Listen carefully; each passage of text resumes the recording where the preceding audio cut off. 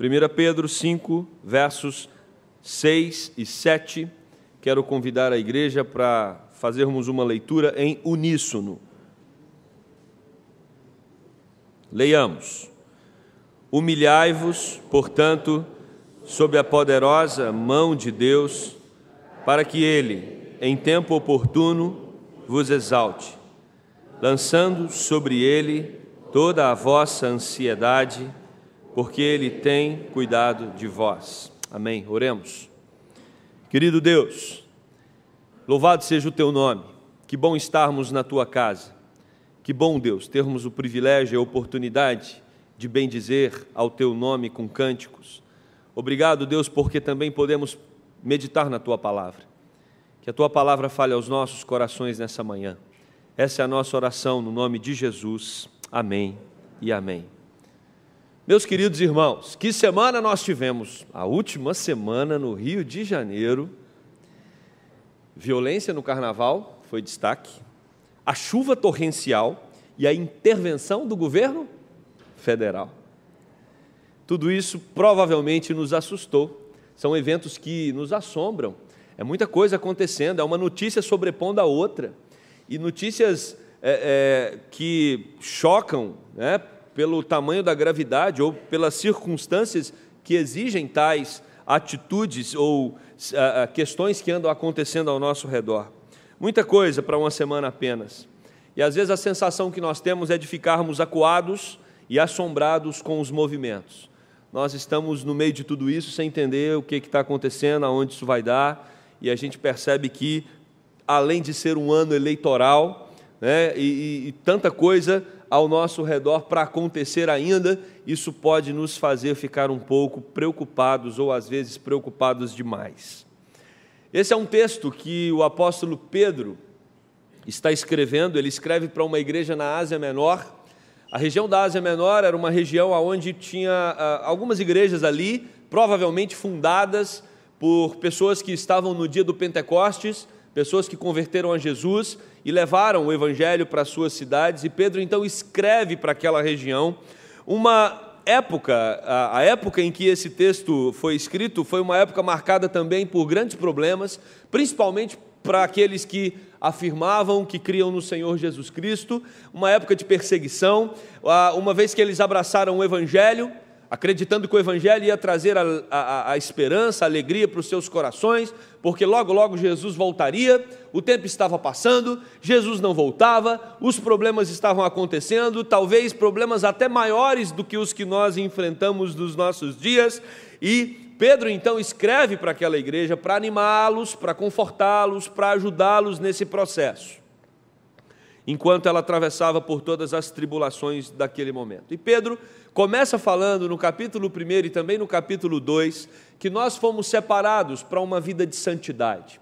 O que é ser santo? Ser santo é entender que nós agora, comprados pelo sangue de Jesus, precisamos ter uma vida que corresponda à santidade de Deus. Deus é santo. Deus é santo, Deus abomina o pecado, ama o pecador, mas abomina o pecado, e Deus agora nos convida para uma vida de abandono do pecado, uma vida de santidade. E aí o apóstolo Pedro vai dizer no capítulo 2 que essa vida de santidade, ela vai afetar todas as nossas relações. Nós vamos mudar a nossa perspectiva em relação às nossas autoridades. E é interessante quando a Bíblia fala das autoridades, porque a autoridade naquela época não era uma autoridade, a autoridade pública, não era uma autoridade diferente dos nossos dias, não eram homens honestos, eram homens que tinham um padrão de comportamento muito semelhante aos políticos dos nossos dias.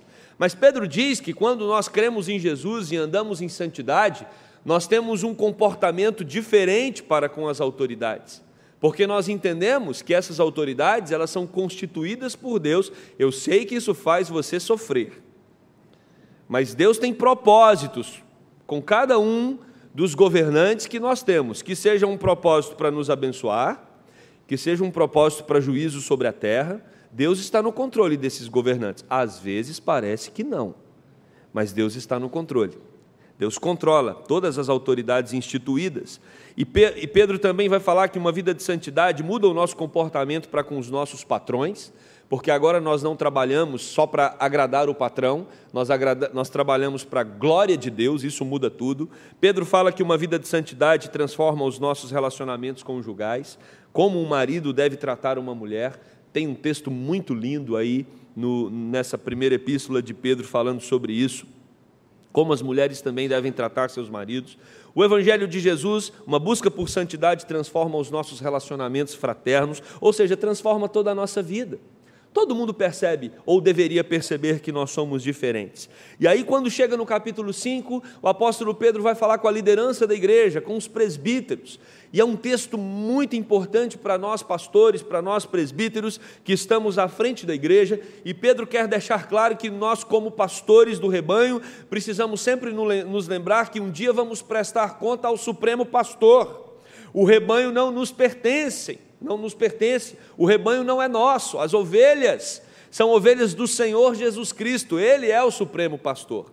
Depois de falar aos presbíteros, o apóstolo Pedro vai falar aos jovens, e aí o apóstolo Pedro vai dizer: jovens, vocês precisam aprender a serem submissos aos mais velhos, vocês precisam honrar as pessoas mais velhas. E depois, ao tratar sobre essa questão com os jovens, o apóstolo Pedro diz que Deus resiste aos soberbos, mas dá graça aos humildes. Então, nesse momento que o apóstolo está falando aos jovens, o apóstolo fala sobre o risco, o perigo que nós temos de ter um coração soberbo. Isso é uma característica talvez um pouco mais aguçada nessa fase da vida, na juventude.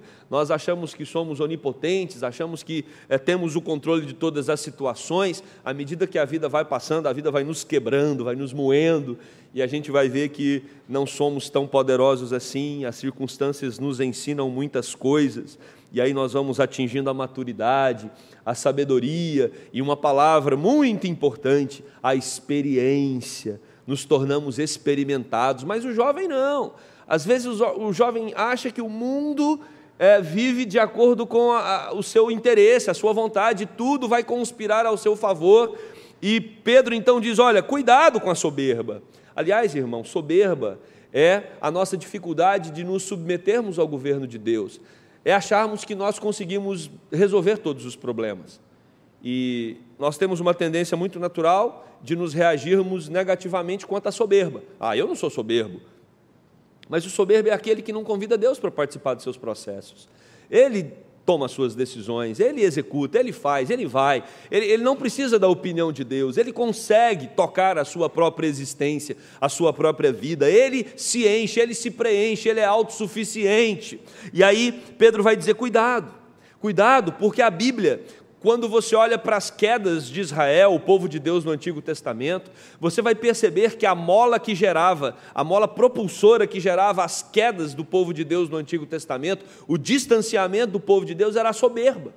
O soberbo, ele quer andar longe de Deus. E aí os profetas vão tratar exaustivamente desse assunto. Isaías, por exemplo, escreve no capítulo 14, verso 11: derribada está a cova, a tua soberba. Jeremias capítulo 13, verso 9: assim diz o Senhor, deste modo farei apodrecer a soberba de Judá e a muita soberba de Jerusalém. Palavra profética de Deus contra o seu povo por causa da soberba lá em Israel.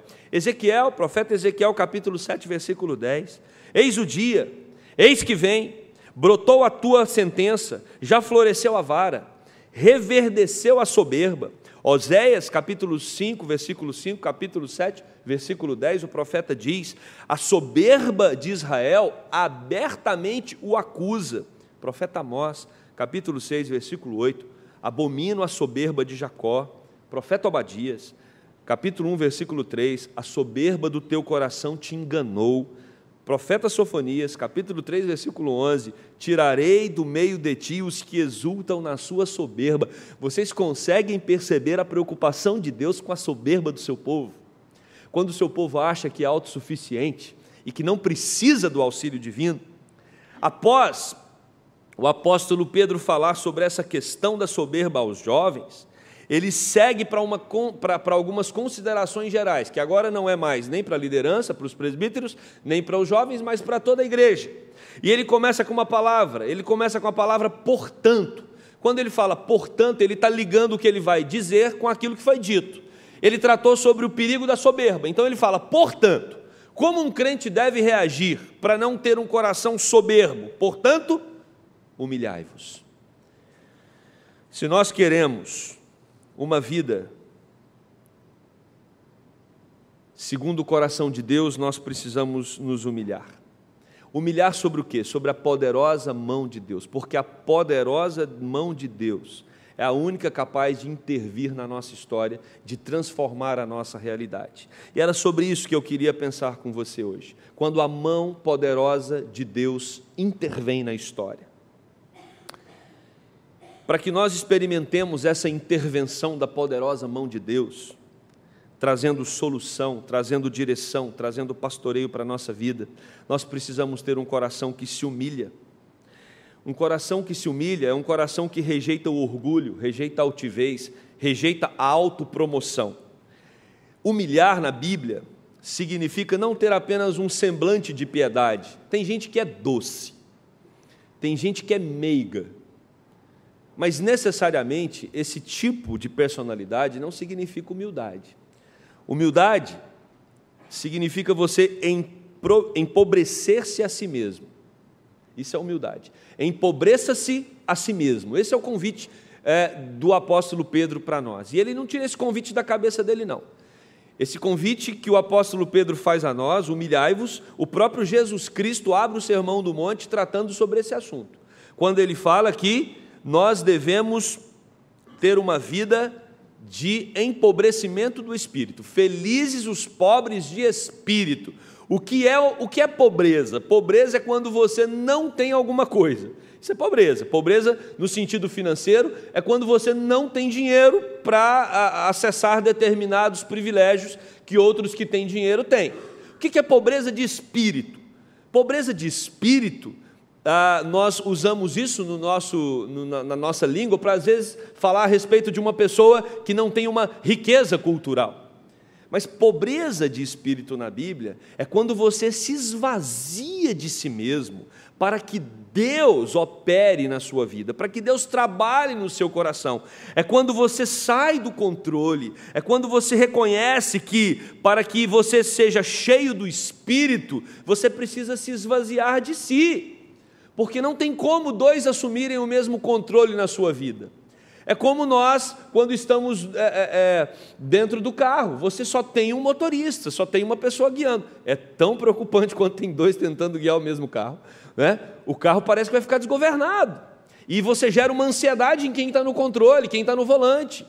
Nós precisamos entender que só há um para governar a nossa vida. Ou nós governamos, e aí nós teremos uma atitude soberba, ou nós entregamos a direção nas mãos de Deus, sentamos no banco do carona, no banco do passageiro e relaxamos o nosso coração. O que o apóstolo Pedro está falando aqui, para você abrir mão da direção da sua vida, você tem que se humilhar. Você tem que reconhecer que tem alguém que dirige melhor que você. Você tem que reconhecer que tem alguém que consegue levar a sua vida para caminhos melhores e caminhos mais altos do que aqueles que você tem trilhado neles. E para isso você precisa de humildade, você precisa confiar no Senhor, você precisa se rebaixar. É isso que o apóstolo Pedro nos convida a fazer. Rebaixe-se para estar debaixo, a poderosa mão de Deus. Não é possível nós sermos acolhidos pela poderosa mão de Deus se nós não nos humilharmos. Submeta-se ao completo governo de Deus na sua vida. Quando nós observamos as histórias bíblicas, nós percebemos claramente isso. Deus governa toda a história. Existe uma linha teológica chamada o deísmo. O deísmo fala que Deus criou o mundo e foi embora. Deus está lá no seu trono de glória, mas Ele não intervém, né, na humanidade. Talvez uma intervenção tangencial, mas Deus não está governando. Ele criou o ser humano e diz, já dei para vocês o mundo, agora vocês se viram aí embaixo. Por isso que está esse caos todo. Muitos justificam assim, mas nós não somos dessa linha teológica. Nós cremos num Deus que criou todas as coisas, mas um Deus também que governa todas as coisas, e tudo está debaixo do controle dEle. E eu tenho uma informação importante para você, até mesmo o diabo está debaixo do controle de Deus. O diabo não age de acordo com a sua própria vontade. Ele é restringido pela mão poderosa do Senhor. Então, tudo e todos estão debaixo do controle do nosso Deus. Então, se o diabo, que é o diabo, é controlado por Deus, fica tranquilo, os nossos governantes também. Tá? Fica tranquilo, está tudo certo. Parece que não. Quando nós olhamos para alguns personagens bíblicos, olha para a história de José. Trabalhamos com os jovens e os adolescentes no acampamento, um dia sobre a história de José. Parece que tudo vai dar errado na história de José. Que vida essa de José? Uma vida que talvez nenhum de nós queríamos. José é vendido pelos irmãos, os irmãos todos muito chateados com ele, porque ele falou que todo mundo ia se dobrar também. Olha o sonho de José, né? O sonho que Deus deu para José: todos os meus irmãos vão se prostrar diante de mim. Os irmãos ficam com tanta raiva de José que vendem, aliás, queriam matar. Depois de uma negociação, eles vendem José. José está lá, trabalhando como escravo, a mulher monta todo um esquema e José vai preso, né? A mulher de Potifar queria dormir com ele, ele fugiu, ela segurou a capa, e aí ela falou para Potifar: ele tentou dormir comigo. E aí Potifar manda José para a prisão. E aí você olha, José é um homem que temia a Deus, um homem que andava no caminho do Senhor e tudo dando errado. Talvez é com esse espírito que você entrou aqui no templo hoje. Talvez é com a sua alma dilacerada por questões que acontecem com você que estão dando errado, e você se pergunta: será que Deus está comigo no processo? O que José, e não só ele, mas os personagens bíblicos nos ensinam, é que existem momentos, sim, difíceis na nossa vida, mas a nossa vida é uma vida que é escrita pelas mãos do Deus Todo-Poderoso. Tenha calma. Tenha calma, se humilhe sob a poderosa mão de Deus, confie no Senhor, porque Deus vai reverter a sua sorte. A Bíblia é um livro que registra exatamente essa história. Não tem um personagem bíblico que a vida dele não teve um começo, meio e fim, monitorado, direcionado, governado e sustentado pela poderosa mão de Deus. Não é a sua vida que está fora do governo de Deus. Deus governa você. A mão poderosa dele é com você. Ele abre e ele fecha caminhos, ele derruba muros intransponíveis, ele abre portas resistentes, ele abre o mar, ele cura os enfermos, ele aquieta a tempestade, ele ressuscita os mortos, ele põe e tira reis, ele permite intervenções militares, ele está no controle de todas as coisas. Por isso, nós não temos outra saída, devemos correr para debaixo da poderosa mão de Deus. Não seja orgulhoso. É isso que Pedro está dizendo. Corra, corra para debaixo da poderosa mão de Deus. Sabe por quê? Porque no tempo oportuno, Deus nos exaltará. No tempo oportuno, Deus nos abençoará. Jesus fala isso lá em Lucas capítulo 14, verso 11. Pois todo o que se exalta será humilhado, mas o que se humilha será exaltado. Tiago capítulo 4, versículo 10. Humilhai-vos na presença do Senhor, e Ele vos exaltará. Os que se submetem ao senhorio de Cristo se asseguram da vitória que vem através dele. Não há derrota para aqueles que estão em Jesus Cristo. Não há derrota para aqueles que estão em Jesus Cristo. Pastor, mas eu estou sofrendo numa área da minha vida e a sensação que eu tenho é de derrota. Se humilhe sob a poderosa mão de Deus e Deus vai cuidar de você e Ele vai mudar, transformar a sua realidade. Foi assim que aconteceu com Davi. Essa era a confiança dele diante de Golias. Ele sabia que a poderosa mão de Deus ia intervir. Era a confiança de José, como já falamos. Era a confiança de Daniel na cova dos leões. Porque esses homens e tantos outros, e outras mulheres também que a Bíblia cita, eles confiaram no Senhor, porque uns confiam em carros, outros em cavalos, mas nós confiamos no nome do Senhor, o nosso Deus. Em Deus está a nossa confiança. Filipenses capítulo 4, 13, o apóstolo Paulo nos ensina: tudo posso naquele que me fortalece. No tempo oportuno, o Golias vai cair. No tempo oportuno, Deus vai libertar o seu povo sob a liderança de Moisés. No tempo oportuno, os leões vão perder o apetite por Daniel. No tempo oportuno, as cadeias vão se abrir como para Paulo e Silas. No tempo oportuno, o milagre, a restauração, o cuidado, o livramento de Deus sobre a sua vida virá. porque o nosso Deus é Deus supremo, poderoso e também o nosso pastor. É Ele quem nos conduz. E eu quero trazer ao seu coração uma palavra do nosso Senhor Jesus, lá no Evangelho de João, capítulo 10, do verso 27 ao 29. Preste atenção nessa palavra de Jesus para o seu coração hoje. Jesus diz: as minhas ovelhas ouvem a minha voz, eu as conheço e elas me seguem. Jesus conhece você. Jesus sabe dos seus problemas. Diz mais o texto: eu lhes dou a vida eterna. Você já é um vencedor, já tem a vida eterna. E elas jamais perecerão. Elas jamais perecerão. O seu destino não é perecer. Você jamais perecerá. Diz Jesus Cristo: ninguém pode arrancar as minhas ovelhas da minha mão. Ninguém pode arrancar você das mãos de Cristo. Meu Pai, que as deu para mim, é maior do que todos eles. Ninguém as pode arrancar das mãos de meu Pai. Não tem poder humano e nem espiritual que vai tirar você das mãos do Deus Todo-Poderoso. Você está guardado nas palmas das mãos de Deus, e nada e nem ninguém poderá te tirar dessa situação. Por isso, tranquilize o seu coração. O livramento vem do Senhor. E aí, uma vez que Pedro fala: se humilhe sob a poderosa mão de Deus, não se exalte, não seja orgulhoso achando que você tem o controle de toda a situação.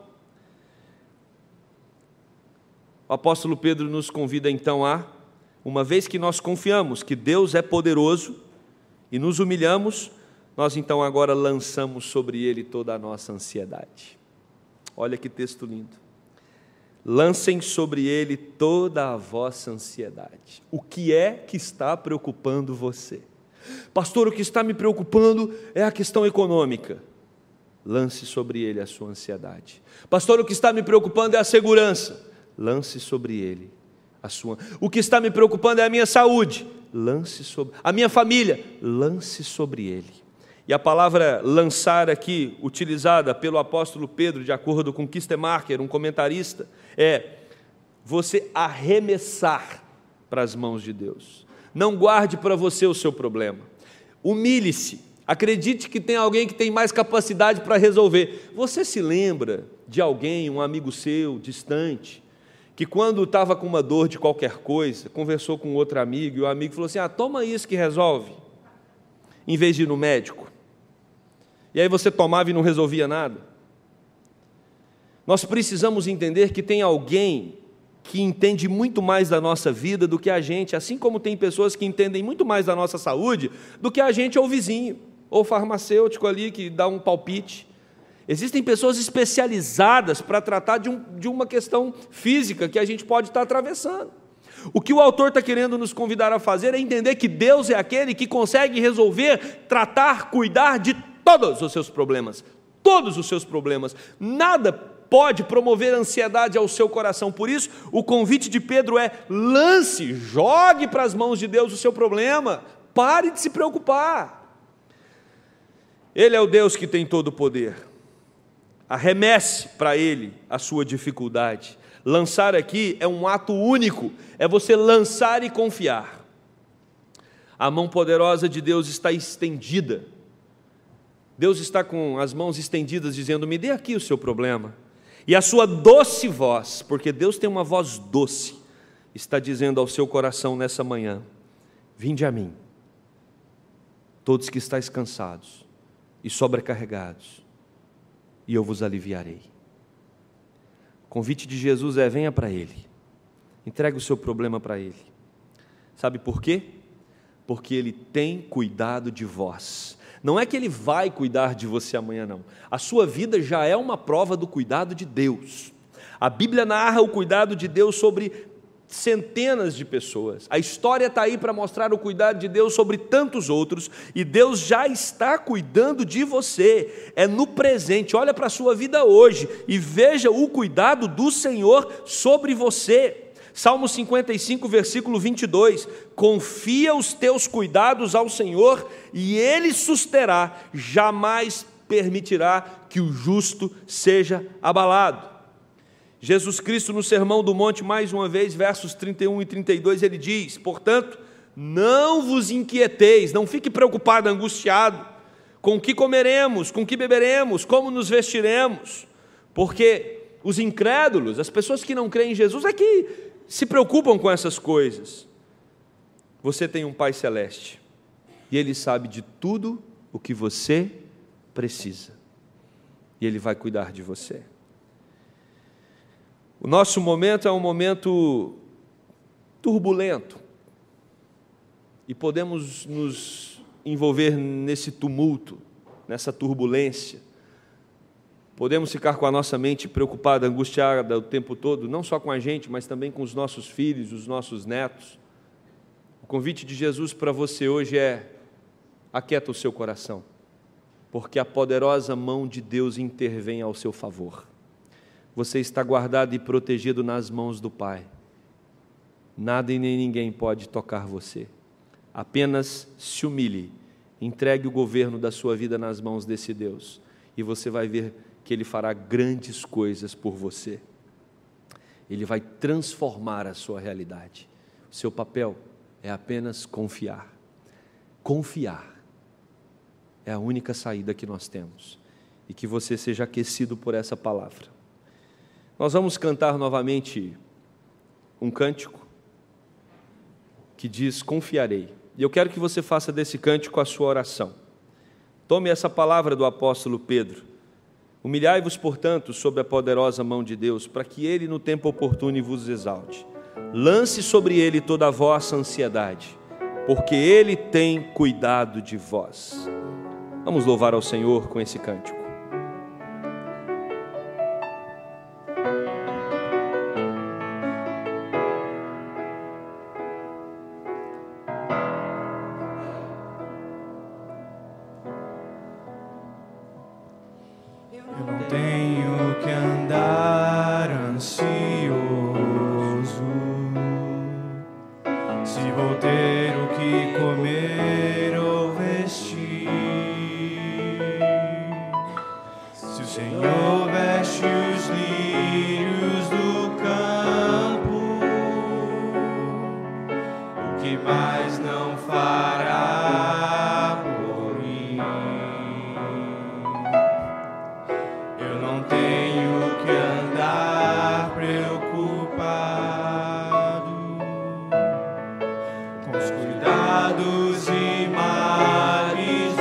Amanhã já tem.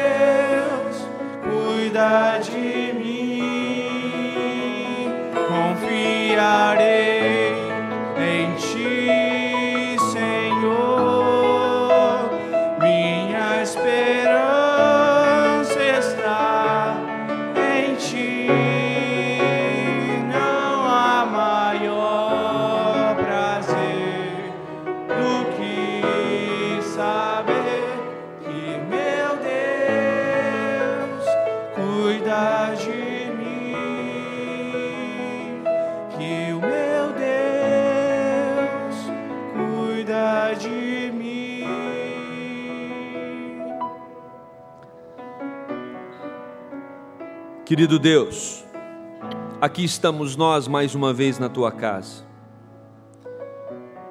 sujeitos aos mesmos problemas que toda a sociedade da nossa cidade, do país e do mundo estão.